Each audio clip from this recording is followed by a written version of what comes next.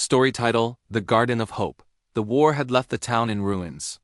Houses were broken, windows shattered, and the air smelled of smoke and silence. But in the middle of the destruction stood an old woman named Amira, holding a small packet of seeds in her trembling hands.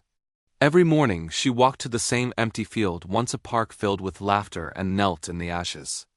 She dug holes in the dirt with her bare hands, dropping seeds one by one. "Why bother?" a soldier asked one day, watching her. "Nothing will grow here?" Amira smiled faintly. That's what they said about people too. Years earlier, before the war, Amira had been a teacher. She used to tell her students that hope is the seed you plant before you see the sun. Now, with her school gone and her loved ones scattered, those words were all she had left. The first week, the soil gave her nothing. The second week, only dust. By the third week, even she began to doubt. Her back ached, her hands bled, and yet she kept digging. Then, one morning, a child appeared. A thin girl in torn clothes, holding a tin cup. "What are you doing, lady?" she asked. "I'm planting tomorrow," Amira said. The girl frowned. "Tomorrow?" "Yes," Amira said, pressing a seed into the ground. "Because today needs something to believe in." From that day, the girl came back every morning. Her name was Noor. Together they planted rows and rows of seeds. They had no tools, no water, just faith.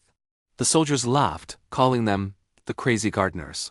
But one dawn, a miracle happened. Tiny green shoots pushed through the gray soil. Noor gasped and clapped her hands. "They're alive," Amira smiled through tears. "So are we." Word spread through the ruined town. People began visiting the field, at first just to look. Then someone brought a bucket of water. Another brought a spade. Children began clearing debris, humming softly as they worked. In time, the field turned green. Flowers began to bloom, small, fragile things, but enough to color the world again. One soldier who once mocked them returned, this time carrying a handful of seeds. "For your garden," he said quietly. Amira took them, her eyes kind. "No, my son," she said. "For our garden." Months passed. Birds returned. The town began to rebuild, slowly, one brick and one heart at a time. One afternoon, Noor asked, "Do you think it's really over?" Amira looked around at the flowers swaying in the breeze. "Maybe not yet. But hope grows faster than hate, if we keep tending it." When the first spring came after the war, the field was unrecognizable. It wasn't just a garden, it was a symbol. People began calling it the Garden of Hope. Visitors came from distant villages to see it. Children played there again. And Amira, now too weak to kneel, would sit under a tree and watch the colors dance in the sunlight.